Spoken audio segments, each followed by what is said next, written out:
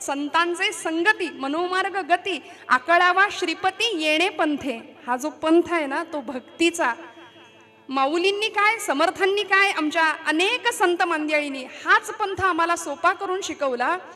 म्हणून समर्थ सुद्धा म्हणतात मना सज्जना भक्ती पंथेची जावे.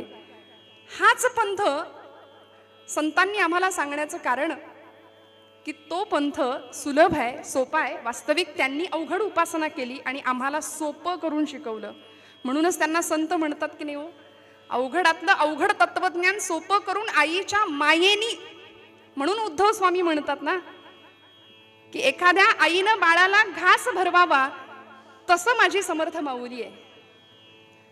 इतक्या प्रेमाने संत आम्हाला भक्तिज्ञान शिकवतात. आणि आज आमच्या ज्ञानोबा माऊली प्रस्तुतच्या अभंगामध्ये आम्हाला भाव महात्म्य तर सांगतातच, पण पारमार्थिक जीव ज्या मुक्तीसाठी तळमळतोय, ज्या मुक्तीसाठी धडपडतोय, ती मुक्ती अशी सहज नाही मिळणार. ती मुक्तावस्था जर प्राप्त करायची असेल तर त्याकरता सगळ्यात पहिली पायरी ज्ञानराज माऊली या अभंगामध्ये अगदी सुरुवातीचा शब्द वापरून सांगतात, भावे विण भक्ती. भाव आणि भक्ती हा संबंध जसा आहे तसा भक्ती आणि मुक्ती हाही संबंध माऊली सांगतायत. भक्ती विण मुक्ती बळे विण शक्ती बोलू नये. अंगामध्ये कुठलीही ताकद नसताना शक्तीच्या वल्गना गप्पा मारणारी माणसं जशी असतात की नाही, तसं माऊली म्हणतात भावाशिवाय भक्ती नाही आणि भक्तीशिवाय मुक्ती नाही. हा सरळ अर्थ आहे. कैसेनी दैवत प्रसन्न त्वरित. माऊली प्रश्न विचारतात पारमार्थिक उतावीळपणा करणाऱ्या एखाद्या भक्ताला. परमार्थामध्ये उतावीळपणा बरा नाही, पण अशा एखाद्या उतावीळ भक्ताला माऊली असं म्हणतात, कैसेनी दैवत प्रसन्न त्वरित. मला सांग, देव काही इतका सोपा आहे, सहज आहे? तू भक्तीला लागशील आणि लगेच परमात्मा असा समोर उभा राहील, एवढं सोपं आहे का हो? असं नाहीये. माऊली म्हणतात, उगार आहे निवांत शिणसी वाया. उगा निवांत आहे वाया, का शिणतोयस, का कष्टतोयस? आणि ज्या प्रपंचासाठी सगळा सायास जो चालू आहे ना, वास्तविक तो प्रपंच आम्हाला कसलाही लाभ द्यायला तयार नाही. सायास करिसी प्रपंच दिननिशी हरिसी न भजसी कवण्या गुणे. पुन्हा माऊली प्रश्न विचारतात. हरिपाठामध्ये थोडीशी पित्याची भूमिका आहे बरं का, आणि ज्ञानेश्वरीमध्ये आईची भूमिका आहे. प्रश्नच विचारलेत. बाप जसा आपल्या लेकराला असं उत्तर विचारतो ना, ठामपणे काहीतरी समजावून सांगण्याचा प्रयत्न करत असतात, त्या पद्धतीनं माऊली विचारतात, सायास करिसी प्रपंच दिननिशी हरिसी न भजसी कवण्या गुणे. आयुष्यभर ज्या प्रपंच करता तू धडपडतोस, झिजतोस, कष्टतोस, वास्तविक त्यातून काहीही लाभ होत नाही. मग ज्या हरिजपामुळे जीवनाला कृतार्थ अवस्था प्राप्त होईल असा हरिजप तू का करत नाही? माऊली प्रश्न विचारतात. आणि मग शेवटी ज्ञानराज सांगतात, ज्ञानदेव म्हणे हरिजप करणे तुटेल धरणे प्रपंचाचे. असा हरिजप जर आम्ही केला तर हा जो प्रपंच आम्हाला असा घट्ट कवटाळून बसलाय की नाही, ते धरणं धरून बसलाय म्हणाले, ते सगळं संपेल. आणि मुक्तावस्था अद्वैत अनुभूती आल्याशिवाय राहणार नाही, एकरूपत्व आल्याशिवाय राहणार नाही. जसं ज्ञानोबांचा एक अभंग आहे, मी माझे मोहित राहिले निवांत एकरूप तत्व देखिले गे माये. काय अनुभव आहे? एकत्वाचा अनुभव या मंडळींनी घेतला आणि तो आम्हाला मिळावा अशी त्यांची धारणा होती. ज्या ब्रह्मानंदाचा अनुभव आम्ही घेतला तो तुम्हाला द्यायला आम्ही आलोय. वास्तविक आम्ही इथले नाही, असं संत म्हणतात ना, आम्ही वैकुंठीचे वासी आलो याची कारण असे. मागील या जन्मामुक्त झालो असं माऊली म्हणतात. मग आम्ही पुन्हा इथे का आलो? कारण सेवितो हा रस वाटितो अनेका घ्यावे होऊ नका रानभरी. अशा वेड्यासारखे संभ्रम अवस्थेमध्ये फिरू नका हो. आम्ही जो आनंद घेतलाय की नाही तो तुम्हाला द्यायला आलोय ना, तो घ्या आणि ब्रह्मानंदाचा आनंद काय असतो तो उपभोगून बघा. माऊली म्हणतात, भावे विण भक्ती भक्ती विण मुक्ती. अभंगाचा सरळ अर्थ मी आपल्याला सांगितला. थोडा आतमध्ये प्रवेश करूया.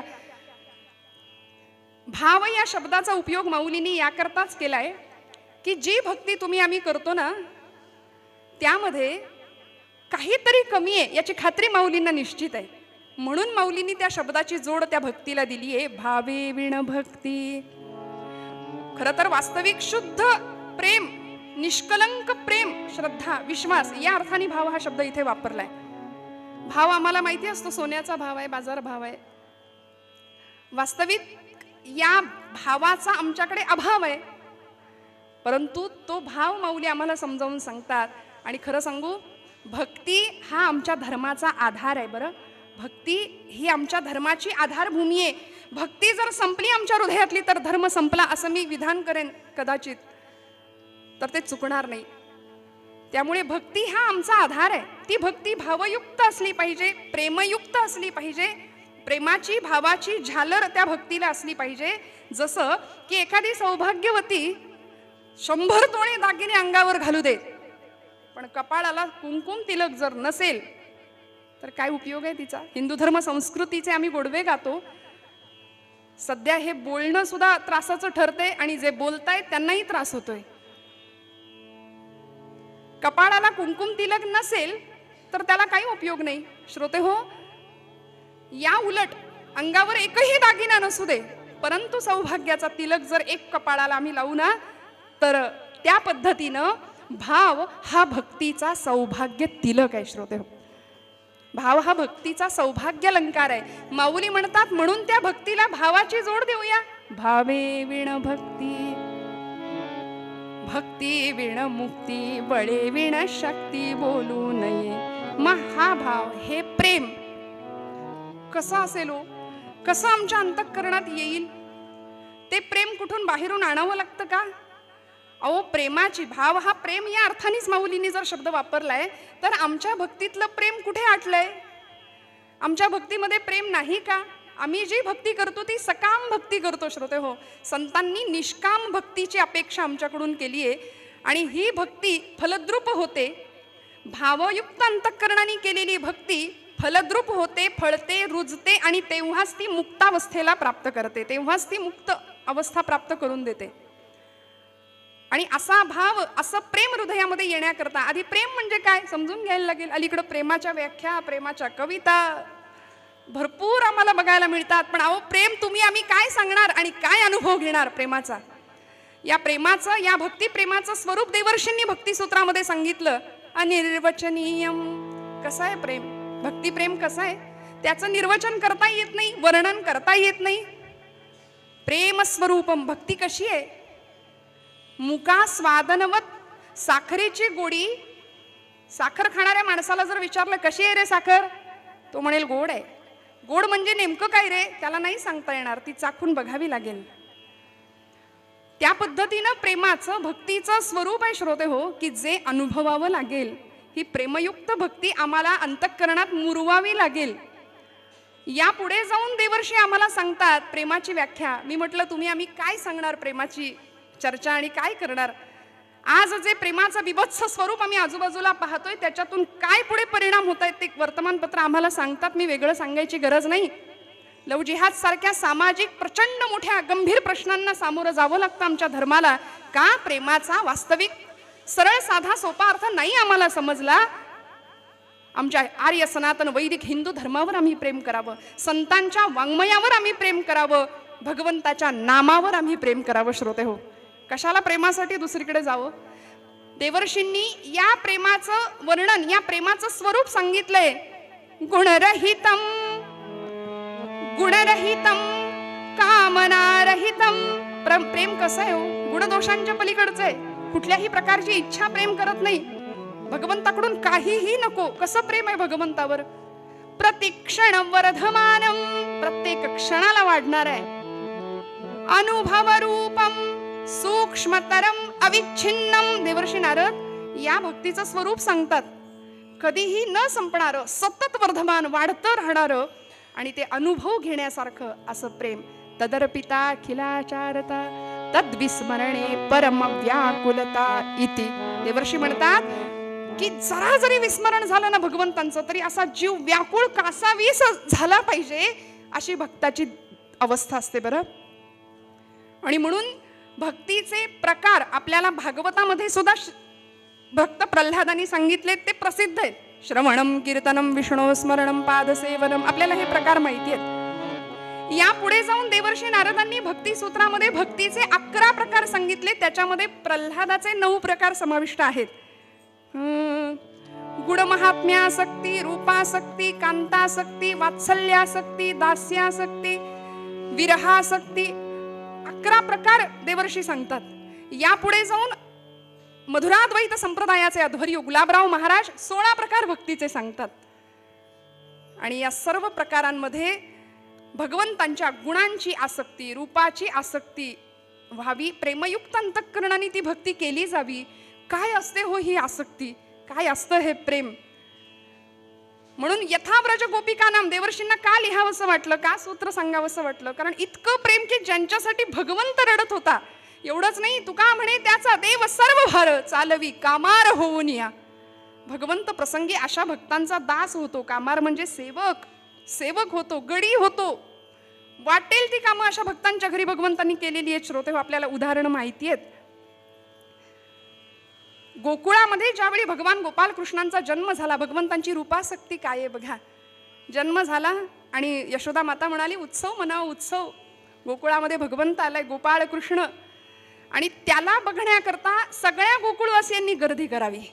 ही गर्दी सगळ्या गवळणी अक्षरशः त्या नंदांच्या वाड्यासमोर मोठीच्या मोठी रांग लागावी.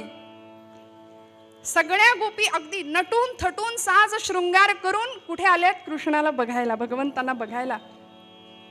नंदाचा नंदन देखिला, नंदाचा नंदन संत म्हणतात तेणे वेधियले मन. असा राजस सुकुमार मदनाचा पुतळा, त्याच्या रूपाचं वर्णन करायला संतांना शब्द कमी पडावे इतकं वर्णन त्याचं केलंय. मग त्या रूपाला पाहण्याकरता सगळ्या गोपी आलेल्या आहेत. आणि त्या सगळ्या गोपींच्या मध्ये अगदी 90-95 वर्षाची गवळण होती बरं का. एक गोपिका होती. ऐकलेला दृष्टांत आहे पण खूप गोड आहे, आवरत नाही मोह म्हणून सांगून पुढे जाणार आहे की अगदी 90-95 वर्षाची ती गवळण कृष्णाला बघायला आलीये. घाई गडबडीने आलीये की मलाही कृष्णाला बघायचंय. प्रत्येकीच्या हातामध्ये सोन्याच्या मोहरा आहेत, चांदीच्या मोहरा आहेत, काहीतरी धनधान्य आहे, काहीतरी वस्तू घेऊन त्याची दृष्ट काढायला प्रत्येक जण समोर आहे. उतावीळ झाली आहे त्याला बघण्याकरता. आणि ही 90 वर्षाची गवळण अशी रांगेमध्ये येऊन उभी आहे. तिने सगळ्यांकडे एकदा बघितलं, म्हणाली काय सजून धजून सगळ्या आल्यात आणि मी मात्र अशीच आहे, अशीच आली आहे. त्याला काय वाटेल? ज्याला बघण्याकरता मी आली आहे त्याला नाही बरं वाटणार, मला पण छान तयार होऊन गेलं पाहिजे म्हणाल्या. म्हणून ती गवळण थकलेलं वय माघारी गेली घरी आणि आपला शृंगार करायला सुरुवात केली. बरं, शृंगार करायला सुरुवात केली. काय सजली असेल हो, आता ते वर्णन मी अजिबात नाही करणार. पण झालं असं, आपला जुना शालू तिने काढला, वय झालं होतं, शरीराला कंप सुटलेला, थोडंसं उलटा नेसला गेला बरं का.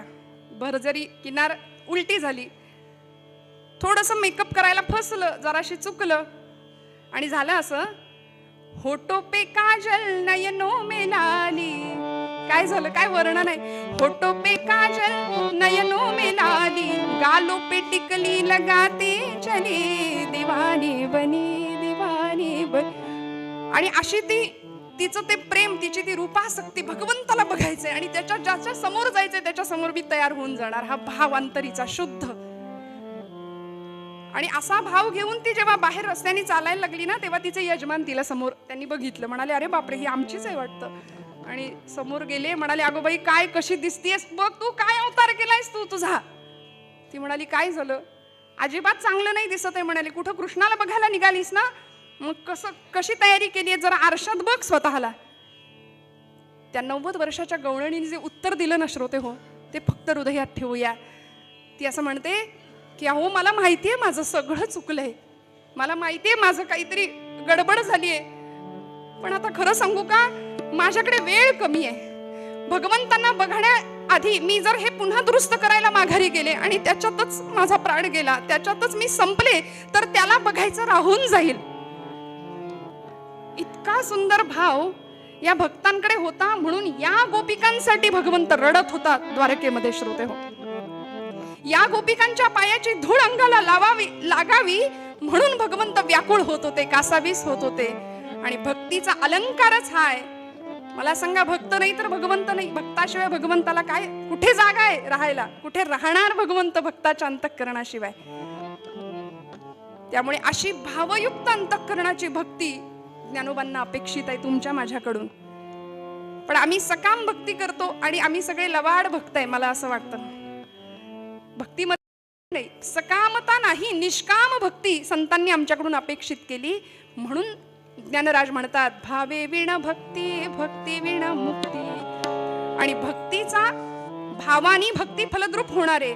आणि जर ती भक्ती फळली, रुजली, फुलली तर ती मुक्त अवस्थेला प्राप्त होणार आहे. तर आम्हाला मुक्त अवस्था प्राप्त झाल्याशिवाय राहणार नाही असं माऊली म्हणतात. हा भाव श्रोते हो जर आम्हाला जमला ना तर पुढे जाऊन माऊली असंही आम्हाला सांगतायत, सायास करीसी प्रपंच दिननिशी हरिसी न भजसी कवण्या गुणे. जो प्रपंच सुख मिळवून देईल असं आम्ही वाटून घेतो आणि त्याच प्रपंचामध्ये गुरफटून राहतो.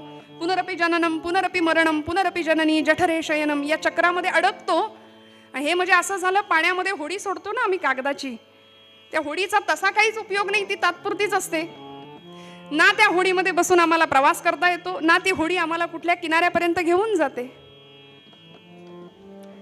म्हणून माऊली सुद्धा ज्ञानेश्वरीच्या अगदी पहिल्याच अध्यायात म्हणतात, पै भक्ती एकी पै भक्ती मी जाणे, तेथे सान थोर न म्हणे, आम्ही भावाचे पाहुणे भलते या.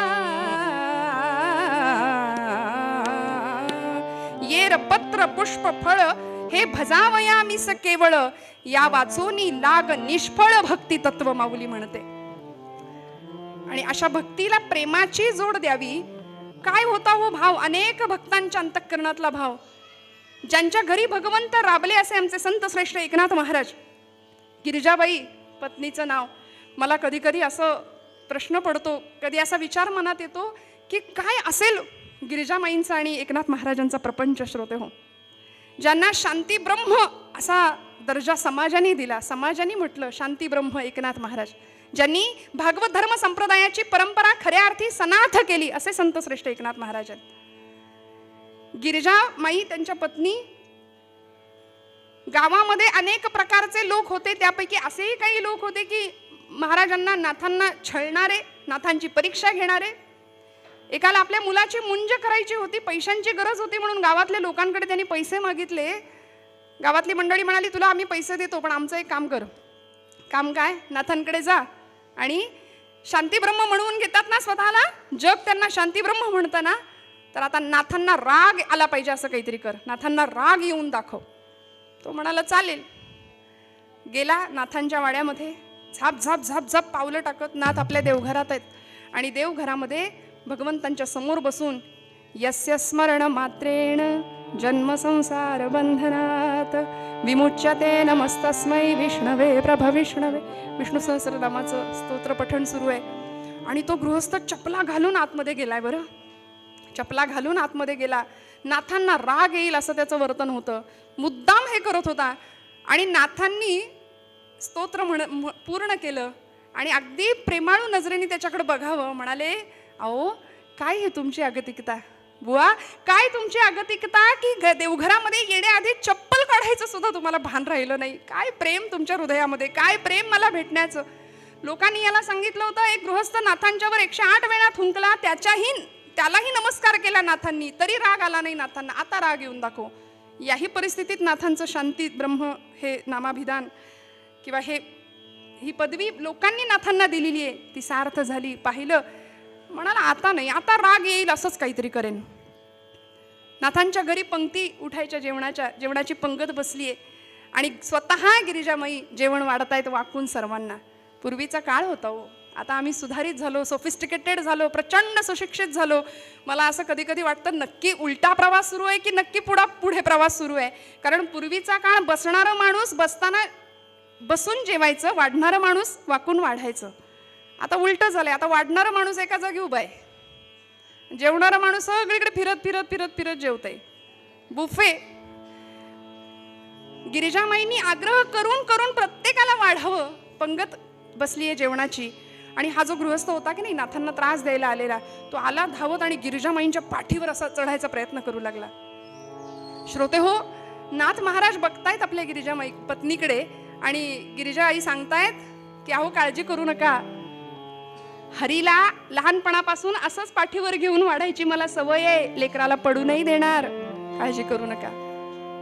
काय शुद्ध भाव, किती शुद्ध प्रेम असावं. आणि म्हणून माऊली म्हणतात की हा भाव जर तुमच्या माझ्या अंतःकरणात असेल ना, तर या भावायुक्त अंतःकरणाने, आता हरी या शब्दाचं उच्चारण तितकं महत्वाचं नाही, पण तो उच्चारणारा जो आत्मा आहे किंवा त्याचं उच्चारण करणारा जो भक्त आहे ना, त्याची भावदशा माऊलींनी महत्वाची मानली आहे. म्हणून भावे विण भक्ती, भक्ती विण मुक्ती, माऊलींनी हा क्रम सांगितला. जो प्रपंच तुला लाभच देत नाही तो प्रपंच आम्ही करतो, सगळी तळमळ सुखासाठी करतो. संत म्हणतात, सुखा लागी करीसी तळमळ, सुखा लागी करीसी तळमळ, हो सुखा लागी करीसी तळमळ, सुखा लागी करीसी तळमळ, परी तू पंढरीशी जाय एक वेळ, परी तू पंढरीशी जाय एक वेळ, मग तू अवघाची सुख रूप होशी, मग तू अवघाची सुख रूप होशी, जन्मोजन्मीचे दुःख विसरशी,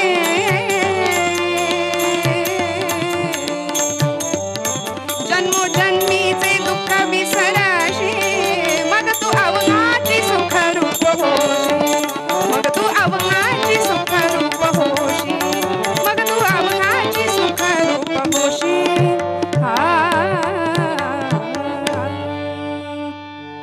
जन्मोजन्मीचे दुःख विसरशी, मग तू अवघाची सुख रूप होशी. सद्गुरु मामासाहेब दांडेकर असं म्हणायचे की प्रपंचामध्ये सुख शोधणं म्हणजे मिरच्यांच्या बाजारात जाऊन खव्याचे पेढे मागण्यासारखं आहे. मिरच्यांच्या बाजारात गेल्यानंतर तिथे ठसकाच लागणार, डोळ्यात पाणीच येणार, हे गृहीतच धरावं ना. तिथे खव्याचे पेढे कसे मिळतील? तसा हा प्रपंच डोळ्यात अश्रूच आणणारा आहे. तो दुःख मूळच आहे. संसार दुःख मूळ, चहूकडे इंगळ, विश्रांती नाही कोठे रात्रंदिन तळमळ. माऊली म्हणते, ज्या प्रपंचासाठी सगळे सायास करतोस ना, तो प्रपंच बाजूला ठेवूया. पण आम्ही काय करतो? भगवंतांचं साधन बनवतो, भगवंताला साधन बनवतो आणि प्रपंचाचीच माळ ओढत बसतो. खरं तर खरा भक्त प्रपंचाला साधन बनवतो आणि भगवत स्मरण सतत करत राहतो. आणि म्हणून असं नाम, असा भाव, अशी भक्ती तुमच्या माझ्या अंतःकरणाला कळावी, जी प्रभू रामचंद्रांचे बंधू भरत त्यांना कळाली. शत्रुघ्न म्हणजे सावत्र, त्या भावांचा भाव काय होता आम्हाला बघावं लागेल. अंतःकरणातला असा भाव होता की ज्यावेळी प्रभूंना वनवास पत्करावा लागला, भरत आपल्या आईशी भांडले होते. या प्रसंगामध्ये मारावे तुझं वाटे म्हणून धावत गेले होते आईवरती हात उगारून. तेव्हा रामराय म्हणाले, माझ्या आईला काही बोलू नकोस भरता. इतकी व्याकुळता हृदयामध्ये निर्माण झाली होती भगवंताला भेटण्याकरता. आणि म्हणून भगवंतांना भरत सांगतात, माय गेले तात गेले भरत आता पोरका, मागणे हे एक रामा आपुल्या द्या पादुका. अशा भगवत भेटीची प्रचंड आतुरता भक्तांच्या अंतःकरणामध्ये होती. एक पद म्हणून मग आपण पूर्वरंग संपूया.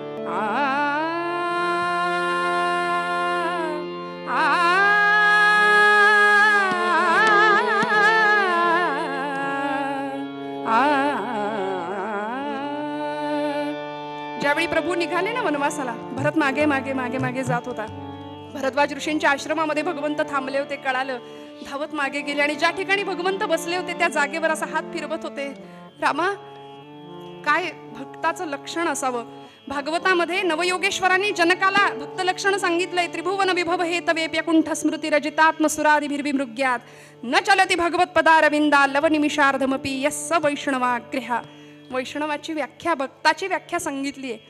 आणि असाच भक्त हात फिरवतायत आणि रामाला सांगतायत, कधी भेटे वनवासी वियोगी रामचंद्राला, कधी भेटे वनवासी वियोगी रामचंद्राला, मला ते पाय अंतरले कुळाला काळी माला,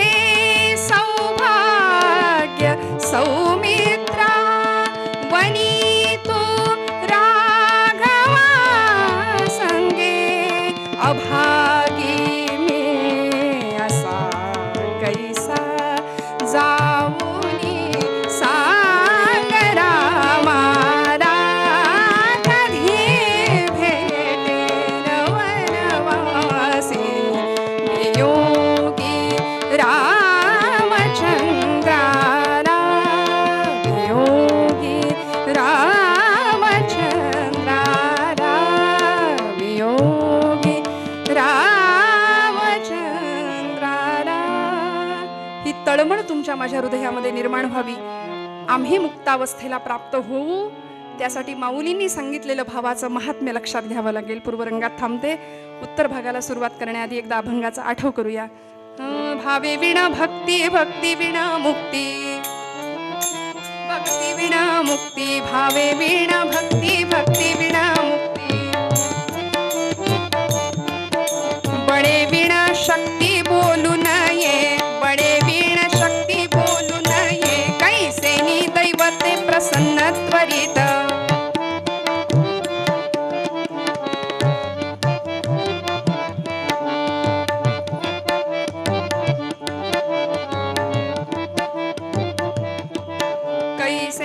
दैवते प्रसन्न त्वरित, उगारा हे निवांत क्षीण शिवाया, उगारा हे निवांत क्षीण शिवाया, हरिमुखे म्हणा, हरिमुखे म्हणा,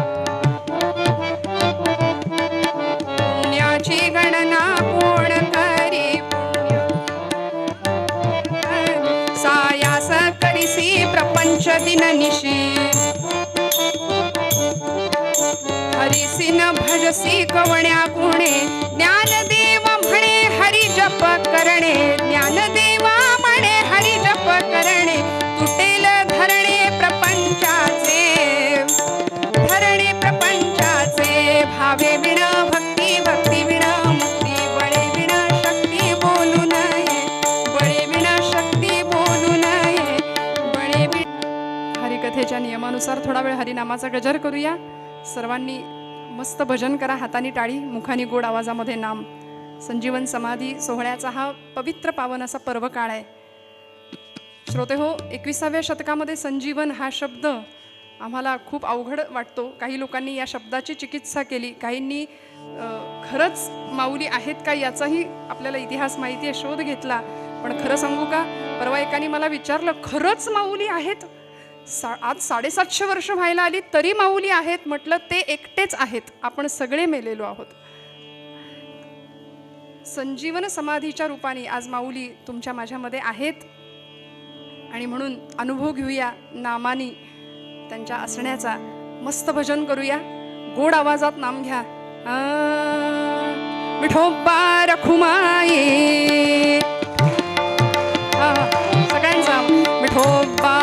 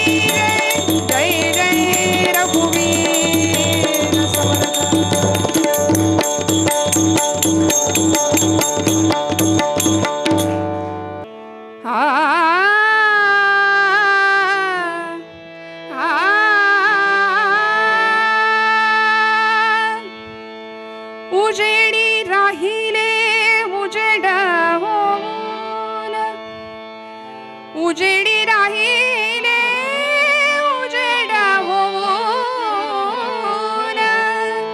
निवृत्ती सोपान निवृत्ती सोपान मुक्ताबाई मुक्ताबाई इंद्रायणी काठी देवाची आळंदी लागली समाधी ज्ञानेशाचे ज्ञानेशाचे. सकाळची वेळ आणि अचानक झोपडीतनं आवाज बाहेर आला, दादा दादा, अरे दादा दादा, आई कुठे रे? झोपेतनं उठलीये, डोळे चोळत चोळत शेजारी चाचपून बघितलं, आई दिसेना, बाबा दिसेना. दादा दादा, आईला पाहिलंस का रे? म्हणून भुरभुर त्या केसांची आमची 4 वर्षाची मुक्ताई झोपडीतनं बाहेर आलीये आणि समोर असलेल्या निवृत्तीनाथांना, निवृत्ती दादाला, सोपान दादाला विचारते, दादा आईला बघितलंस का रे? आई कुठे दिसत नाहीये. बाबांना बघितलंस का? निवृत्तीनाथांनी मुक्ताईला जवळ घ्यावं आणि सांगावं, मुक्ते अगं आई देवाघरी गेलीये, आई देवाघरी गेली. मुक्ते रोजच तर जाते, रोजच जाते ना देवाला. आत्ता येईल दादा, एवढ्यात रडतोस काय? नाही मुक्ते, आज आई बाबा निघून गेलेत ना, ते कधीच न येण्याकरता. आई बाबा येणार नाहीत आता परत. काय म्हणालास दादा? निवृत्तीनाथांच्या जवळ गेली मुक्ताबाई आणि निवृत्तीनाथांना हळूच म्हणते, दादा आई कधीच येणार नाही. नाही मुक्ते. मग दादा तुला आई कुठली रे? 4 वर्षाचं वय आहे श्रोते. दादा तुला आई कुठली? निवृत्तीनाथांना हुंदका अनावर झाला, मुक्ताईला जवळ कवटाळलं, डोक्यावरनं हात फिरवला आणि म्हणाले, मुक्ते आजपासून तू माझी आई, तू माझी आई. म्हणून मुक्ता नाही, मुक्ताबाई नाही, मुक्ताई, तू माझी मुक्ताई. मुक्तपणे मुक्त, श्रेष्ठपणे श्रेष्ठ, सर्वत्र वरिष्ठ आदिशक्ती, सर्वत्र वरिष्ठ आदिशक्ती. मुक्तपणे मुक्त, श्रेष्ठपणे श्रेष्ठ, मुक्तपणे मुक्त, श्रेष्ठपणे श्रेष्ठ, सर्वत्र वरिष्ठ आदिशक्ती. हो सर्वत्र सर्वत्र वरिष्ठ आदिशक्ती.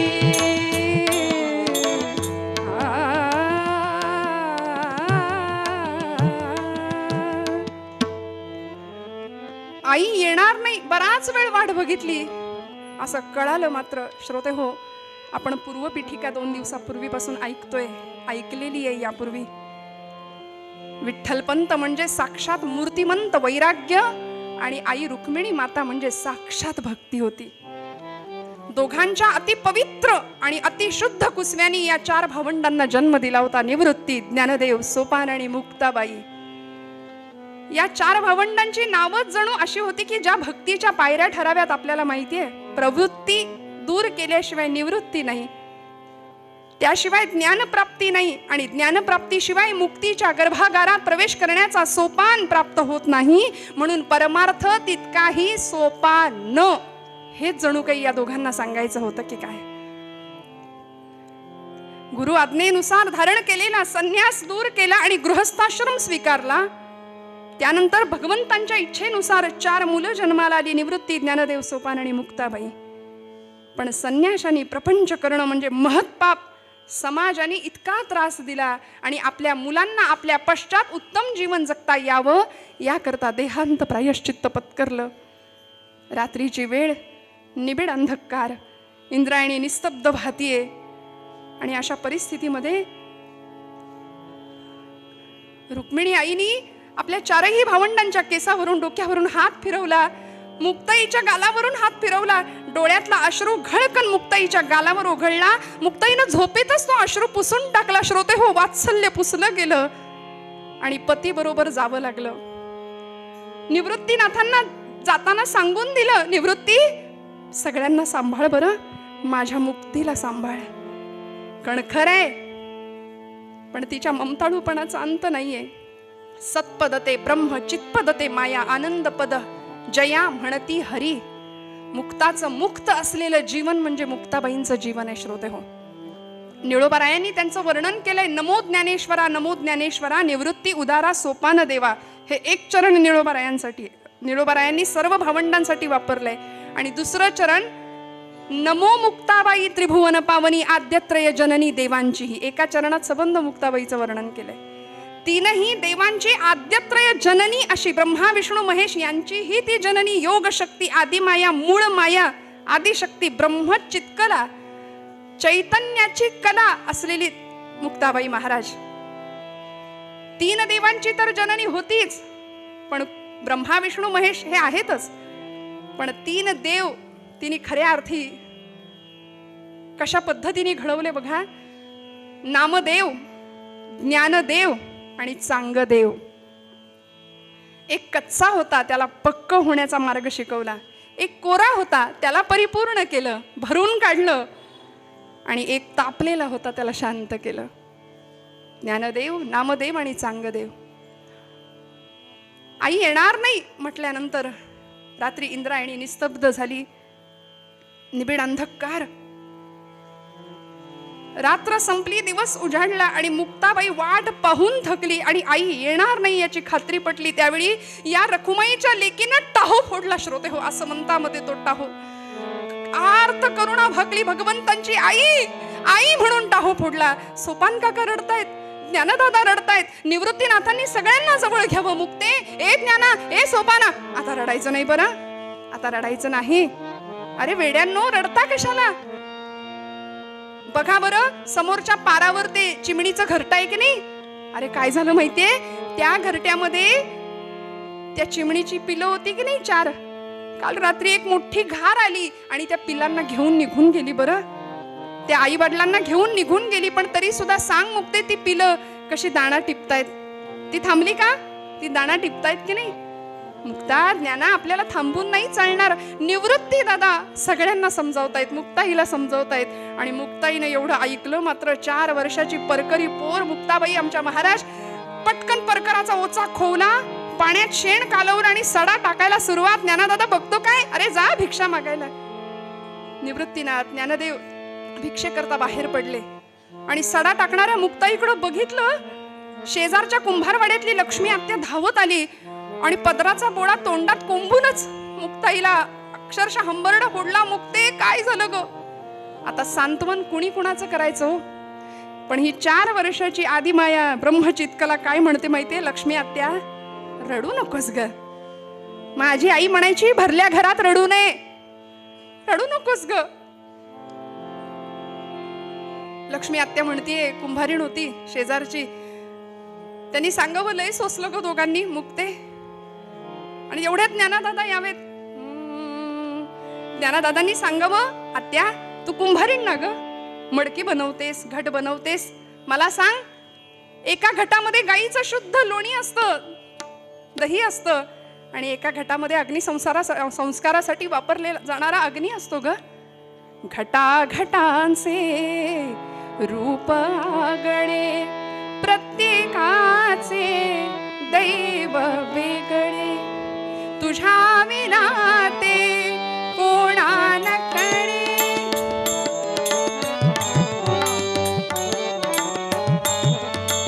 तुझ्या विना ते कोणा न कळे. मुखी कुणाच्या, गदिमांचे शब्द आहेत बरं. मुखी कुणाच्या पडते लोणी, कुणा मुखे अंगा.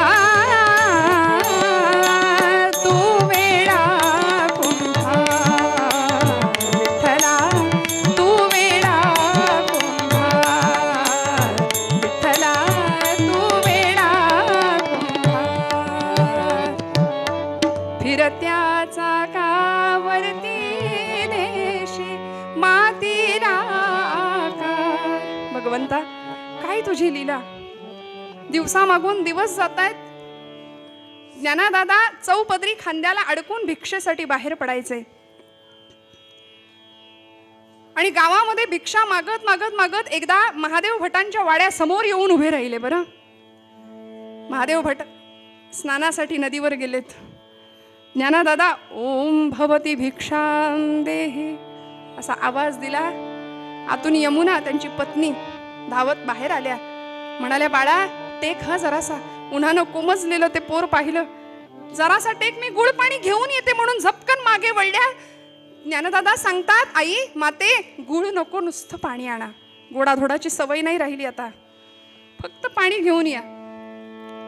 आणि त्या मागे वळणार म्हणाल्या, हो ज्ञानदादा, अरे पाणीच काय, मी तर म्हणते आता 2-4 घास खाऊनच जा, इथून जेवूनच जायचं, मी आत्ता पान घेऊन येते. असं म्हणून त्या मागे निघाल्या. तेवढ्यात महादेव भटांची स्वारी. रागानं लालबुंद झालेला चेहरा, नदीवरून स्नान करून आलेले, आगीत आग पडली, आगडोंब उसळला आणि म्हणाले, अरे संन्याशाच्या कार्ट्या, तुम्हाला कशाला रे गोडाधोडाची सवय पाहिजे, कशाला रे जेवण हवंय, उठ चाल, चालता हो इथून. शिव हरे शिव हरे शिव हरे. स्नान करून आत्ता आलो आणि अभद्र पोराची अभद्र सावली माझ्यावर पडली, विटाळ झाला सगळा, चल चालता हो इथून. नको नको त्या बलगना. अरे संन्याशाच्या पोरांनी एकतर जन्माला येऊ नये आणि आलंच तर जगू नये, एवढं ऐकलं मात्र ज्ञानदेवांच्या कानामध्ये हे शब्द घुमले. डोळ्यातला तप्त अश्रू अंगणातल्या तप्त भूमीवर पडला आणि तिथूनच झपकन ज्ञानदादा मागे वळले. झाप झाप झाप झाप पावलं टाकत अश्वत्थ वृक्षाच्या दिशेने, इंद्रायणीच्या दिशेने चालायला लागले. अश्वत्थ वृक्ष, इंद्रायणी, सिद्धेश्वर सगळ्यांनीच मुसमुसणाऱ्या ज्ञानदादाला पाहिलं आणि येता येता झोपडीमध्ये आले. झोपडीचं दार घट्ट लावून घेतलं आणि आतमध्ये योगासनामध्ये, पद्मासनामध्ये बसले, ध्यानावस्थेमध्ये बसलेत. सगळ्यांनी झोपडीचा दार उघडण्याची विनंती केली आहे. दादा दादा दार उघडा. काहीच उपयोग होईना. निवृत्तीनाथ सांगतायत, ज्ञाना अरे असं कसं चालेल रागावून, दार उघड ज्ञाना. नाही. सोपान काका सांगतायत, दादा दार उघड. अरे नाही. मुक्ताबाई समोर आल्या आणि मुक्ताबाई महाराज सांगतात, दादा ए दादा, अरे असं रागवून कसं चालेल. आईच्या मायेने सांगितलं. बरं, खरं तर या तिघांची बहीण होती पण माता झाली आणि या सगळ्यात असून सुद्धा ती कायम मुक्त राहिली. बरं, मुक्ताचं मुक्त असलेलं जीवन मुक्ताईचं जीवन आहे. श्रोते हो, दादा अरे असं कसं चालेल. जग रागावलं म्हणून आपण राग धरायचा का. सगळीकडे भगवंत आहे असा तूच म्हणतोस ना. ईश्वर सर्वभूतानां हृद्देशेर्जुन तिष्ठती भ्रामयन् सर्वभूतानि यंत्रारूढानि मायया. तू म्हणतो ना वासुदेवम सर्वमिती, भगवंत सगळीकडे असं तू म्हणतोस ना. मग या जगावरती तू रागावलास तर कसं होईल. अरे आई म्हणायची, ज्ञाना या सगळ्यांना सांभाळ. दादा तूच जर असा रागवून गेलास तर महाराष्ट्राला ज्ञानेश्वरी कोण देईल मला सांग. मुक्ताबाई कान उघडणी करते आपल्या दादाची. सांग महाराष्ट्राला ज्ञानेश्वरी कोण देईल, आमच्या सगळ्यांचा कैवार कोण घेईल. त्यांना दादा दार उघड, दार उघडा दादा. आपण नाथ सांप्रदायिक आहोत, आपण योगी आहोत. आणि योगी कुणाला म्हणायचं हो, कुणाला म्हणायचं योगी. दादा अरे आपला आपणा लागला हात न करो नये खेद, जीभ दातांनी चाविली कोणे बत्तीशी पाडली. मुक्ताबाईंचे अभंग आहेत. वाणीचा ओघ कल्लोळू लागला, शब्दांनी अभंग रूप घेतलं आणि मुक्ताबाई ज्ञानदादाला सांगतेय, दादा अरे चणे खावे लोखंडाचे मग ब्रह्मपदी नाचे. आता तुला कशाला रे दादा मी हे सगळं सांगू, हे तूच आम्हाला शिकवलंयस, तूच नाही का शिकवलं. सांग काय रे उपयोग, मनभर राग आणि वरवर त्याग. काय उपयोग तुझ्या या असल्या रागाचा. दादा दार उघडा. कुणाला म्हणायचं योगी. योगी पावन मनाचा, योगी पावन मनाचा, योगी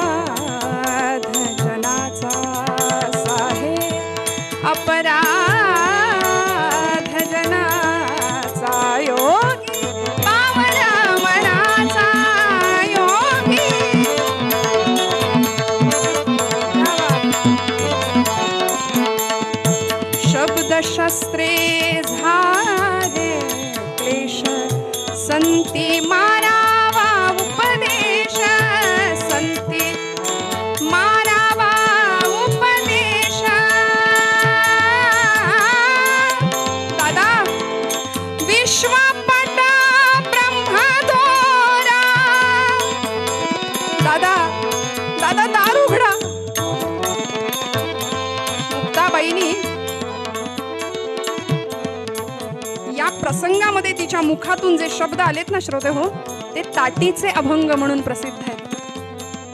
एका पाठोपाठ एक 11 अभंग मुक्ताई सांगतात. चरित्रामध्ये वर्णन आहे, माझ्या पदरचं काहीच नाही. ज्ञानदेवांनी ध्यानावस्थेमध्ये योगिक क्रिया केली आणि प्राणांचं उत्क्रमण करायला घेतलं होतं. म्हणजे प्राण आता आकाशात भिरकावून देणार होते, पण आदिशक्ती असलेल्या ब्रह्मचित्कला मुक्ताईंनी परकाया प्रवेश नावाची सिद्धी केली आणि आपला प्राण ज्ञानदेवांच्या प्राणाला आडवा लावला.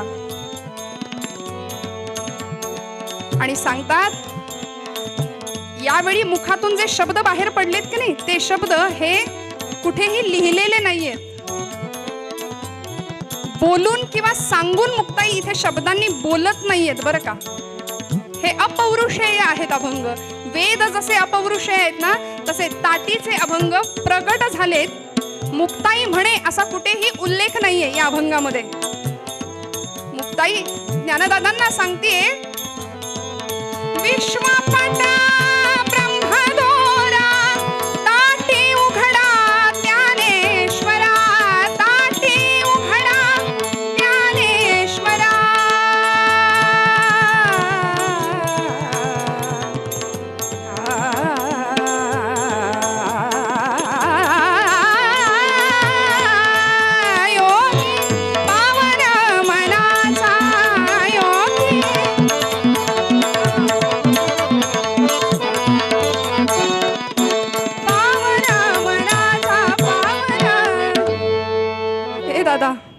आपण तरुणी विश्वतारा ताटी उघडा ज्ञानेश्वरा.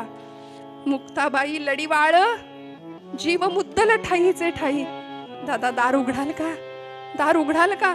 मुक्ताबाईचा आर्त टाहो ज्ञानदेवांच्या हृदयापर्यंत पोहोचला आणि वाऱ्याच्या सुसाट वेगाने ज्ञानदेव उठलेत. झोपडीचा दरवाजा उघडला आणि एखाद्या आईला लेकरू कसं कवटाळतं तसं मुक्ताईला जाऊन बिलगले आणि म्हणाले, मन निवाले निवाले समाधान झाले. मन निवाले निवाले. हा अनुभव कैवल्य साम्राज्य चक्रवर्ती ज्ञानदेवांना देणारी मुक्ताई काय अधिकाराची असेल श्रोते हो. दिवाळीचा सण आला. मुक्ते आज दिवाळी, मुक्ते आज दिवाळी, बंधू आम्ही तुझे असे येत.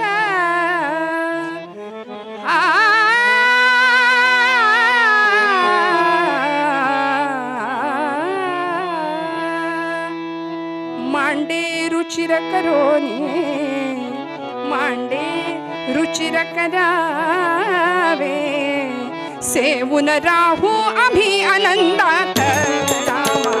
रामा रामा रामा हरे हरे रामा रामा रामा रामा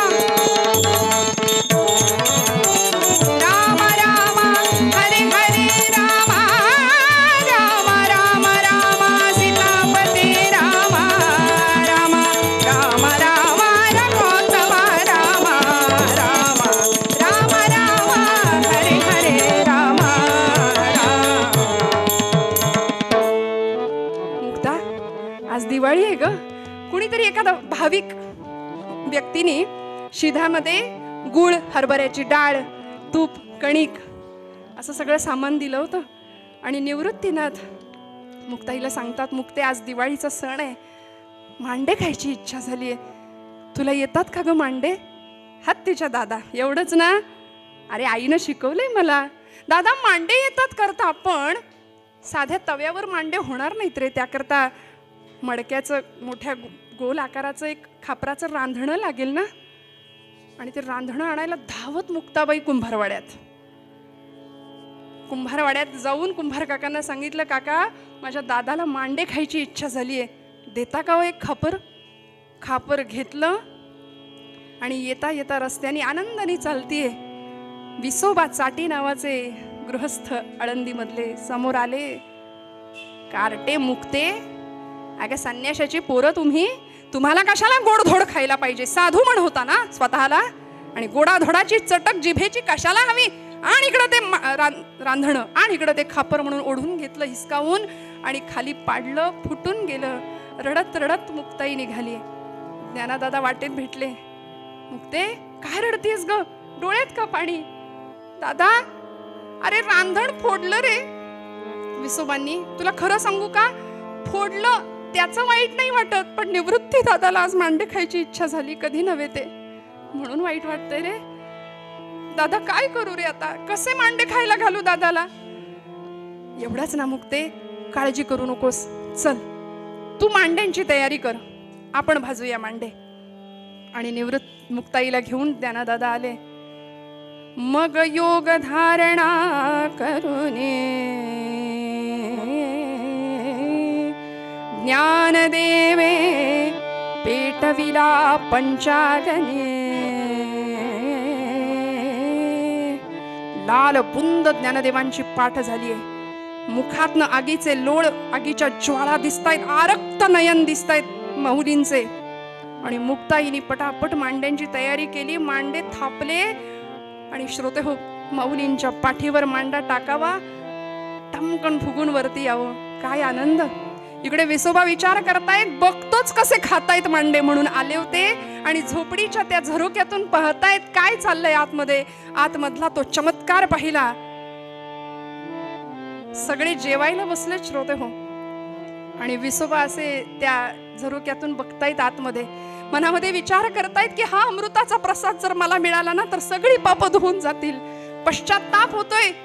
आणि मुक्ताबाईंच्या लक्षात आलं, मुक्ताईंनी तिथूनच आवाज दिला, विसोबा असे खेचरासारखे काय उभे आहेत तिथे.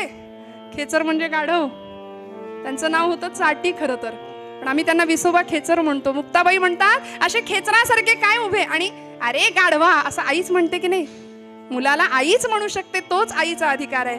मुक्ताबाईंनी हा उद्गार काढल्याबरोबर विसोबा अक्षरशः धावत गेले आणि दंडवत लोटांगण प्रणाम घातला सगळ्यांना. आणि आता इथे मुक्ताबाईंनी विसोबांना अनुग्रह केलाय.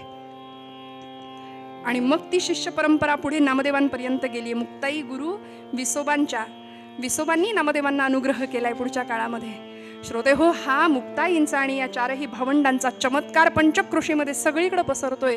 आणि त्याच वेळी आपण ज्यांचं चरित्र पुढच्या काळामध्ये ऐकणार आहोत विस्ताराने, असे 1400 वर्ष जगलेले, योगी असलेले, 14 विद्या 64 कला प्राप्त केलेले चांगदेव.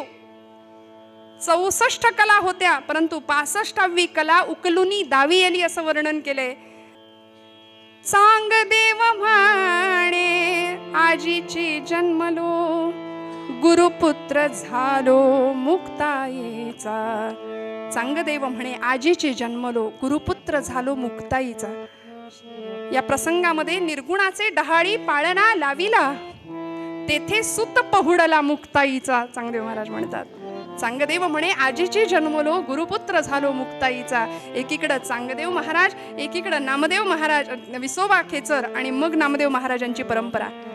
हा सगळे प्रकार इकडे घडतायत, हे सगळे चमत्कार लोकांना कळतायत. आणि त्याच वेळी पंढरपुरामध्ये विठुरायाचा अत्यंत लाडका असलेला प्रेम भंडारी ज्याचं वर्णन आहे असे नामदेव महाराज, त्यांना पांडुरंग परमात्मा स्वतः सांगतायत की जे त्यांच्याबरोबर बोलायचे, खेळायचे, जेवायचे, त्यांनी सांगावं, नामया आळंदीला जा आणि या 4 भावंडांची भेट घे, दर्शन घे. नामदेव महाराज आळंदीला जातात. आळंदीच्या वाळवंटामध्ये नामदेवांचं कीर्तन रंगतं. पंढरीच्या लोकांनाही अभिमान, पाया पडती जन एकमेका. या न्यायाने प्रत्येक जण एकमेकांच्या पदस्पर्श करतोय, एकमेकांना नमस्कार करतोय. पण नामदेव महाराज काही केल्या वाकेनात.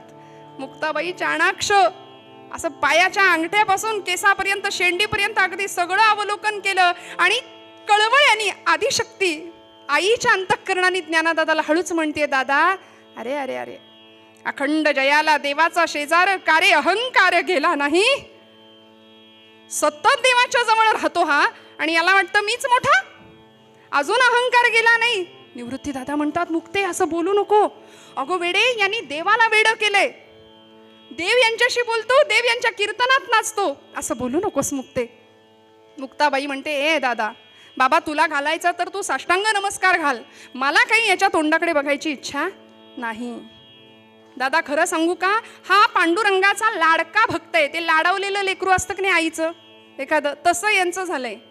म्हणून देवालाच त्याची दया आली. देवाकडे सारखे हेलपाटे घालतोय ना हा, देवाला त्याची दया आली म्हणून त्यांनी तुमच्याकडे पाठवलंय. आता तुम्ही तुमचं संतपणाचं ब्रीद राखा दादा, याचा उद्धार करा. आणि मग कल्पना सांगितली. गोरोबा काकांना बोलावलं, थापटणं घेऊन गोरोबा काका आले होते. या प्रसंग आपल्याला माहिती आहे. गोरोबा काकांनी प्रत्येकाच्या डोक्यावर थापटणं आपटून मडकं कच्चं की पक्क हे ठरवायचं होतं. निवृत्तीनाथांच्या डोक्यावर गोरोबा काकांनी थापटणं आपटलं डोक्यावर. निवृत्तीनाथ शांत आहेत. योग्याची काय अवस्था आहे, किती शांत, किती शांत. म्हणाले इथं तर कशाचीच कमतरता नाहीये, सगळं पूर्णत्व अनुभवाला येत आहे. सोपान काकांच्या डोक्यावर आपटलं. म्हणाले इथे तर कोरेपणाचा अजिबात लवलेश नाहीये. ज्ञानदादांच्या डोक्यावर थापटणं आपटलं. म्हणाले इथं तर परिपूर्णता आहे. मुक्ताईच्या डोक्यावर थापटणं आपटलं. म्हणाले इथं तर अमृताची संजीवनीच उतू चालली आहे. आणि असं करता करता नामदेवांच्या डोक्यावर आपटणार एवढ्यात नामदेव ओरडले, रागावून म्हणाले अरे बास करा, असं थापटणं आपटून कळतं का मडकं कच्चं की पक्क ते. मला वाटलंच होतं दरिद्र्यांनी परी शोधायला जावा आणि काच हातात यावी, तसं झालंय माझं. मी पांडुरंगाला म्हणत होतो की मला इकडे पाठवू नको म्हणून. शेवटी तावातावानी नामदेव महाराज पंढरपुरात येतात आणि पांडुरंगाला सांगतात, पांडुरंगा मला परत त्या लोकांच्या हाती देऊ नकोस. पांडुरंग परमात्मा सांगतात. यावेळी मुक्ताई म्हणते नाम्या कच्चा रे कच्चा, म्हणून अजूनच त्रास झाला होता नामदेव महाराजांना. धावत पंढरपुरात आले, पांडुरंगाला सांगतात मला परत त्यांच्या हातात द्यायचं नाही. पांडुरंगा भगवंत म्हणतात नाम्या खरं आहे मुक्ताईचं. अरे तिचं तर नावच घेऊ नको म्हणाले. म्हणे ब्रह्मांड कवीत घेईन, सणसणीत सनकांडी आहे नुसती. काय तिच्या किती बोलते, किती बडबड करते. पांडुरंग म्हणतायत नाम्या खरं आहे मुक्ताचं, अजून तू कच्चा आहेस रे. तुला माझं ओतप्रोत ज्ञान झालेलं नाही. सर्वाभूती परमेश्वर आहे हे तू कीर्तनात बोलतोस, पण अनुभवाच्या पातळीवर जाणत नाहीस. आणि म्हणून मग आपल्याला माहिती आहे पुढे औंढ्या नागनाथला पाठवलं पंढरपूर भगवंतांनी, पत्ता दिला. तिथे विसोबा हेच विसोबा चाटी म्हणजे विसोबा खेचर तिथे भेटले.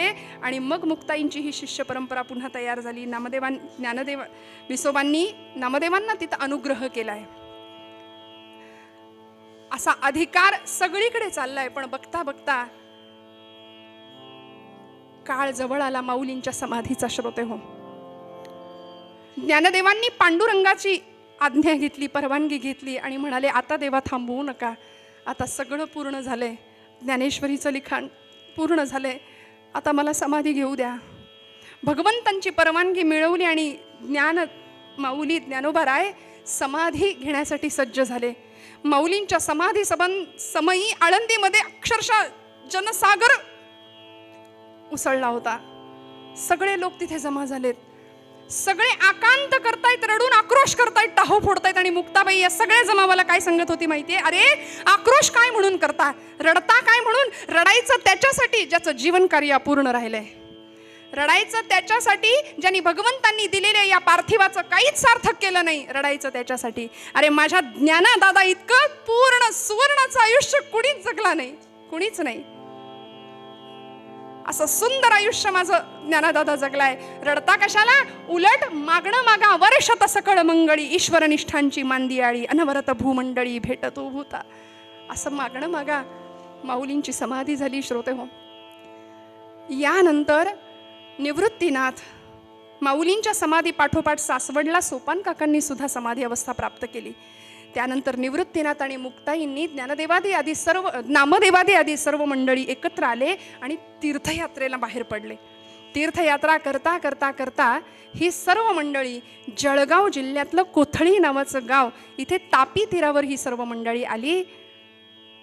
मुक्ताईंचा जन्म श्रोते हो घटस्थापनेचा आहे. आदिशक्ती मूळ माया ब्रह्मचित्कला वैशाख शुद्ध प्रतिपदा 1279 साल आहे. आणि आजचा दिवस जो निर्वाणाचा समाधीचा मुक्ताबाईंचा जो होता ना, तो 1297 साल वैशाख शुद्ध दशमीचा दिवस. कोथळी या गावामध्ये तापी नदी तीरावर गंगाधारेवर सगळ्यांनी स्नान केलं. असं म्हणतात हत्तीच्या सोंडे एवढी धार होती, त्या धारेत सगळ्यांनी स्नान केलं. मुक्ताबाईंनी त्या पाण्याने सगळ्यांचे चरण धुतले, पाय धुतले. निवृत्तीनाथांना कळून चुकलं आज माझ्या आईचा शेवटचा दिवस आहे. आज मी खऱ्या अर्थाने पोरका होणार. वयाच्या 4थ्या वर्षी या मुक्ताईने मला विचारलं होतं, दादा तुला आई कुठली रे? मी म्हटलं होतं तू माझी आई. आज जर हीच मला सोडून गेली तर मी अनाथ होणार. निवृत्तीनाथांना कळून चुकलं होतं. आणि या प्रसंगामध्ये त्या तापी नदीच्या वाळवंटामध्ये नामदेवांचं कीर्तन रंगणार होतं. सगळे कीर्तनाला निघालेत. मुक्ताबाईंना म्हणतायत निवृत्तीनाथ, मुक्ते चल कीर्तनाला बसूया. मुक्ताबाई म्हणतात नाही दादा, आज इच्छा नाहीये. स्नान केलं होतं, शुचिर्भूत झाल्या होत्या. आज इच्छा नाहीये स्नान करण्याची, कीर्तनाला येण्याची. पण दादा खरं सांगू का, आज ज्ञानादादाची खूप आठवण येते. आज ज्ञानादादाची खूप आठवण येते रे मला. सगळ्यांना कीर्तनाला पाठवलं आणि एकट्या मुक्ताबाई तिथे थांबले तापी तीरावरती. आजही तिथे मुक्ताबाईंची मूर्ती प्रतिष्ठापना आहे, समाधी तिथे आहे आणि ते भव्य मंदिर आहे. मुक्ताबाई तिथे थांबल्या. नामदेवांचं कीर्तन एकीकडे सुरू झालं आणि अचानक सोसाट्याचा वारा सुटला. श्रोते हो, सोसाट्याचा वारा सुटला. विजांचा कडकडाट, प्रचंड धूळ उडाली. कुणी कुणाला दिसेना अशी अवस्था. नामदेव भानावर आले आणि नामदेव सांगतायत, अरे सगळं राहू दे, मुक्ताईला शोधा, ती सगळ्यात लहान आहे, ती हरवेल कुठेतरी, तिला शोधा. निवृत्तीनाथांच्या काळजात चर्र झालं, माझी मुक्ताई एकटी आहे तिकडे, तिला शोधलं पाहिजे. म्हणून धावतायत सगळे, मुक्ताईंचा शोध घेतायत. पण कडकन अशी एक वीज चमकली आणि कडाडली वीज निरंजनी झाली. मुक्ताबाई तेथे गुप्ता झाली. निरंजनी वीज चमकली. नाथ संप्रदायामध्ये मुक्ताबाईंचा हा जो प्रकार आहे ना जाण्याचा, त्याला निरंजनी समाधी असं म्हणतात. की त्या देहाने नाही गेल्या, कुठेही भुयारात, आकाशमार्गे किंवा समाधी अवस्था जलतत्वामध्ये कुठेही नाही, तर विदेह कैवल्य रूपता म्हणजे देहात असून चिरंजीव झाल्या. नाथांनी अभंग लिहिलाय, मुक्ताबाईंचं शरीर महाकल्पापर्यंत चिरंजीव असणार आहे. म्हणून आज तुमच्या माझ्यामध्ये मुक्ताई आहेत, मुक्ताबाई आहेत. त्या गुप्त झाल्या, वीज झाल्या आणि काही क्षणात सगळं शांत झालं. एक छोटीशी बाहुली तिरोभाव रूपाने दिसली होती निवृत्तीनाथांना. ती बाहुली कवटाळली आणि आर्त टाहू फोडला, मुक्ते आई साहेब माझं काही चुकलं का हो? कसलाच त्रास नाही तुम्ही मला दिला. ज्ञानदेवाच्या वेळी मला समाधीची तयारी करावी लागली होती. पत्र पुष्प फल गोळा केली, समाधीची जागा स्वच्छ केली, सगळी तयारी. सोपानाच्या वेळी समाधीची तयारी मी केली, पण मला कुठलाच त्रास न देता मला साधं आलिंगन सुद्धा नाही दिलं. सोपानाला जाताना भेटलो, ज्ञानदादाला जाताना कडकडून आलिंगन दिलं. आई मला भेटली सुद्धा नाही ग म्हणे. आज काय चुकलं माझं? कसलाही त्रास न देता. कारण निवृत्तीनाथ म्हणायचे, मुक्ता आपण कधी स्वस्वरूपी मिळायचं असं जेव्हा म्हणायचे ना, तेव्हा निवृत्तीनाथांना मुक्ताबाई म्हणायच्या, दादा मूळ माया म्हणतोस ना रे मला, मग माझं मी बघून घेईन, माझं मी बघेन, माझी काळजी तू करू नको म्हणायच्या. आणि इथे मुक्त झाल्या खऱ्या अर्थी. आमचे निळोबाराय या सर्वांना प्रार्थना करतात. श्रोते हो, माऊलींची, मुक्ताबाईंची जी भावावस्था होती, जी भावदशा होती, जे हरिनाम उच्चारण होतं, तो भाव त्यांना भक्तीला, ती भक्ती फलद्रूप करण्याला कारण ठरला आणि ती भक्ती त्यांना मुक्तावस्थेपर्यंत घेऊन गेली. अशी मुक्त झालेली मुक्ताई तुम्हाला मला कळावी याकरता ज्ञानोबांचा अभंग आधारासाठी पुन्हा एकदा गाते. निळोबारायांनी या सर्वांना वंदन केले, ते शब्द निळोबारायांचे गाते आणि झालेली सेवा भगवंत चरणी अर्पण करते. आपल्या सगळ्यांना नमस्कार करते. उत्कृष्ट असे 2 साथीदार